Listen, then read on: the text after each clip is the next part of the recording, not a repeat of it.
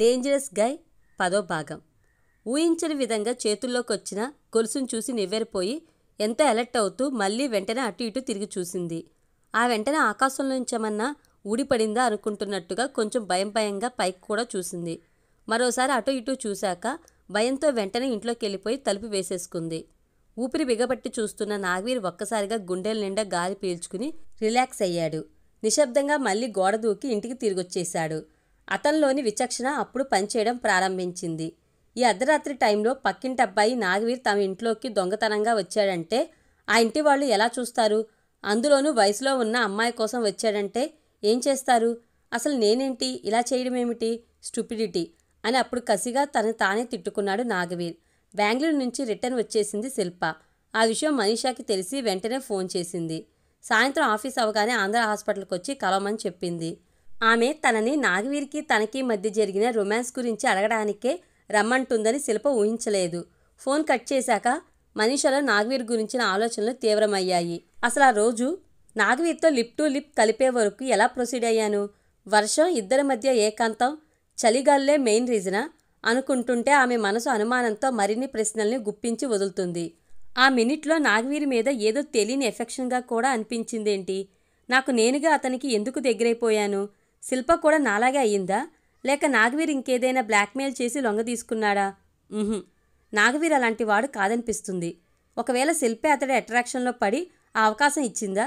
శిల్పతో అటువంటి రిలేషన్ ఉన్నవాడు నాతో కూడా ఎందుకు ప్రొసీడ్ అయ్యాడు అవుతున్నాడు? ఈ డబల్ గేమ్ ఎందుకు? అతని డిజైర్ ఒకళ్లతో తీరదా? లేక ఏమో తీరదేమో, ఎంతమందితో అయినా ఇలాగే ఉంటాడేమో అని మనసులో అనుకోగానే మనీషా గుండె ఒక్కసారిగా దడదల్లాడింది. వెంటనే చైర్లో సర్దుకుని కూర్చుంటూ స్థిమితం తెచ్చుకుంది. అతను ఎలాంటివాడో నాకు అనవసరం. నిజంగా నాగవీర్ కరెక్ట్ కాకపోతే టేక్ ఇట్ ఈజీ. అతనెవరో నేనెవరో అంతే. అయినా జరిగిన దాంట్లో నా మిస్టేక్ ఏం లేదు కదా అని అనుకోగానే డౌట్ వచ్చింది మనీషాకి. అసలు నాగవీర్ నాతో అలా ప్రవర్తించడానికి నేనేమైనా ఛాన్స్ ఇచ్చానా అనుకుంటూ అచ్చం ఆశిన్లాగా ఆమె కూడా తన మనసును తానే ప్రశ్నించుకుంది. అంతే. ఆ మరుక్షణమే షాక్ అయింది మనీషా. నాగవీర్ వర్షంలో కారాపి రమ్మనగానే సైలెంట్గా కారులోకి ఎక్కేసింది. ఎక్కిన తర్వాత ఎక్కడికి వెళ్లాలో చెప్పకుండా ఫోన్ చూసుకుంటూ కూర్చుంది. అతను ఆ ఛాన్స్ని యూజ్ చేసుకుని ఎవరింటికో తీసుకువెళ్ళాడు. పోనీ అక్కడి నుండి వెంటనే తిరిగి వచ్చేయకుండా ఆ రాత్రంతా అతనితో పాటు అక్కడే ఉండిపోయింది. అర్ధరాత్రి టైంలో ఫోన్ చేసి కంపెనీ ఇస్తావా అని అడిగినప్పుడు నోవే, ఈ టైంలో కంపెనీ ఇవ్వడమేంటని అనుమానించాల్సింది పోయి ఓఎస్ అంటూ బాల్కనీలోకి వెళ్ళింది. వెళ్ళడమే చలి పెడుతుందనుకుంటూ అతన్ని వరుసుకుని నించుంది. సో నాగవీర్ ఛాన్స్ తీసుకున్న అవకాశాన్ని తనే ఇచ్చింది. ఇచ్చిన అవకాశాలను బట్టి అతనికి పడిపోయినట్టు ఫీలే హక్ చేసుకున్నాడు నాగవీర్. అప్పుడు మరీ ఘోరంగా స్టాట్యూలో నిలబడిపోయింది తప్ప యూ ఈడియట్, ఎందుకు హక్ చేసుకున్నావురా అని తిరస్కరించలేదు. లాజికల్గా తర్కించుకుంటూ ఆలోచనలో పడింది మనీషా. ఎందుకు ప్రతి సిట్యుయేషన్లోనూ అతన్ని కాదనలేకపోయాను? నాగవీర్ అడ్వాన్స్ అవ్వడాన్ని నేను ఎంజాయ్ చేశానా అనుకుంటూ అప్పటి ఎమోషన్ని మళ్ళీ గుర్తు చేసుకుంది. ఒక డాక్టర్గా ఆమెకి తన మానసికమైన విషయాల మీద కొంత పట్టు ఉంది. కానీ ఇప్పుడు ఆమె కూడా ఒక సాధారణ అమ్మాయి అని గుర్తు చేసేలా ఆ క్షణంలో అనుభవించిన ఫీలింగ్ అదే గాఢతతో మళ్ళీ ఫీల్ అయింది. ఆలోచిస్తున్న మనిషికి చెమటలు పట్టేశాయి. మనసు గురించి, శారీరక అవసరం గురించి కూడా ఆమెకి ఇప్పుడిప్పుడే ఎంతో కొత్తగా తెలుస్తుంది. ఆ క్షణంలో ఆశ్చర్య, ఆందోళన, ఉద్విగ్నం, ఉత్కంఠలే కాదు, వాటన్నింటి మధ్యలో అతను ఇంకేం చేస్తాడో అన్న కుతూహలం కూడా మనీషాలో ఉంది. నాగవీర్ గురించి బ్యాడ్గా అనుకోవడానికి మనస్కరించలేదు. ఎందుకంటే ఆ రోజు అర్ధరాత్రి బాల్కనీలో అతను కౌగిలించుకున్న తర్వాత అన్న వెంటనే వదిలేయడం ఆమెకి ఎంతో బాగా గుర్తుంది. ఎందుకంటే అలా అనగానే వదిలేశాడేంటా అని కొంచెం డిసప్పాయింట్ అయింది కూడా. అందుకే ఇప్పుడు నాగవీర్ని ఏమీ అనుకోలేకపోతుంది. ఏదేమైనా ముందు శిల్పతో మాట్లాడాలి అనుకుంటూ బజర్ నొక్కింది. గబగబా లోపలకు వచ్చింది నర్స్. సుబ్రహ్మణ్యపురం ఎండెక్కే సమయం. రెడీ అయ్యి కార్ కీస్ తీసుకుని హాల్లోకి వచ్చాడు నాగవీర్. అప్పుడే అక్కడికొచ్చింది ఈషా. ఒకరికొకరిని పరిచయం చేసింది సత్యవర్ధిని. చుడీదార్కి మ్యాచ్ అయ్యే గాజులు, ఇయర్ రింగ్స్, పూసల గొలుసు, నెయిల్ పాలిష్, ఆమె అందంలో ఇమిడిపోకుండా అవే ఎక్కువ ఆకర్షించేలా కనిపిస్తున్నాయి. ఈషాని ఓరగా చూసి రాత్రి చూసినప్పుడు ట్రెడిషన్ అనుకున్నాను. పాప బాగా పాష్ అన్నమాట అనుకున్నాడు మనసులో నాగవీర్. ఎంతో హ్యాండ్సమ్గా ఉన్న నాగవీర్ని చూసి చూడనట్టే కింద నుంచి పైకి చూసేసింది ఈషా.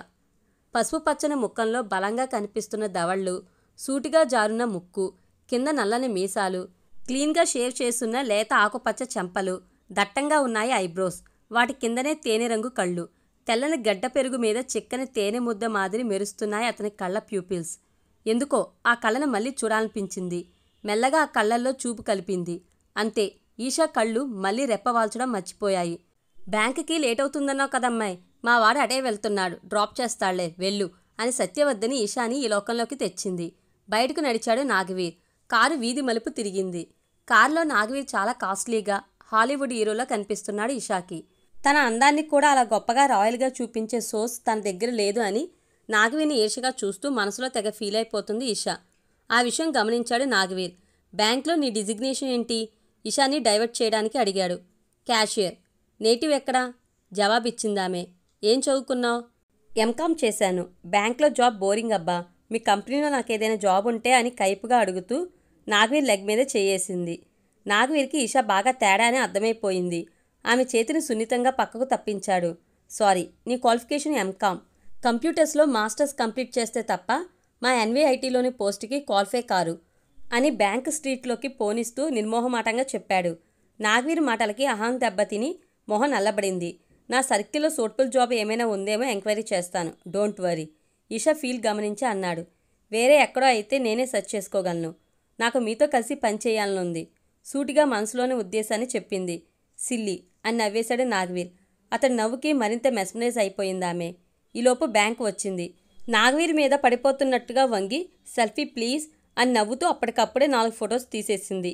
మీరిచ్చే జాబ్ కోసం 1000 కళ్ళతో ఎదురు చూస్తుంటా, బాయ్ అంటూ పెదవుల్ని ముద్దు ఇస్తున్నట్టుగా గుండ్రంగా చుట్టి కాల్లోంచి దిగింది ఇషా. చురుగ్గా చూసి కార్ స్టార్ట్ చేశాడు నాగవీర్.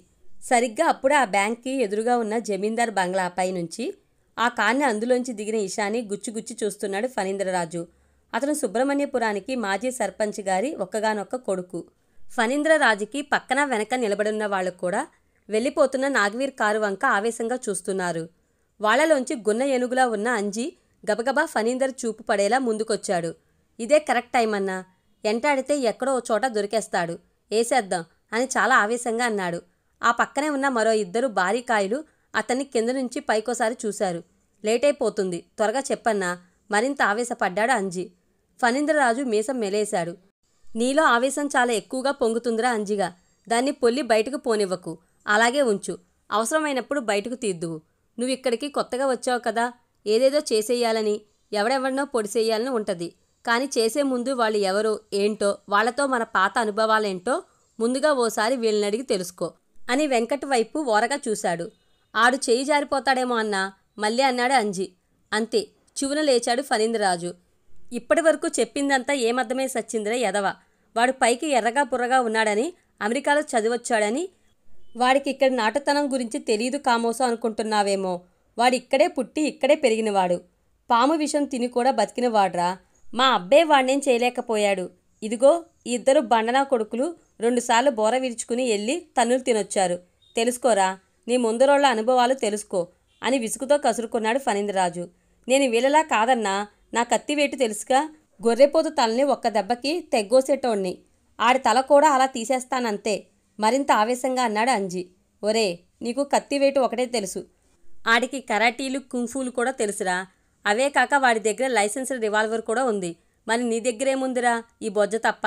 అందుకే ఆవేశపడకురా అంజీ, నువ్వేం చెయ్యాలి ఎప్పుడు చేయాలి నేను చెప్తా కదా అని వంకరగా నవ్వుతూ రాయల్ కింగ్ చైర్లో దర్జాగా కూర్చున్నాడు ఫణీంద్రరాజు. ఆ నవ్వులోని అర్థం అంజీకి అర్థం కాలేదు కానీ వెంకట్కి మాత్రం చాలా క్లియర్గా అర్థమైంది. వెంకట్ 4 నెలల క్రితం ఫణీంద్రరాజు చెప్పిన ప్లాన్ ప్రకారమే ఎన్వీఐటీ సొల్యూషన్స్లో చేరాడు.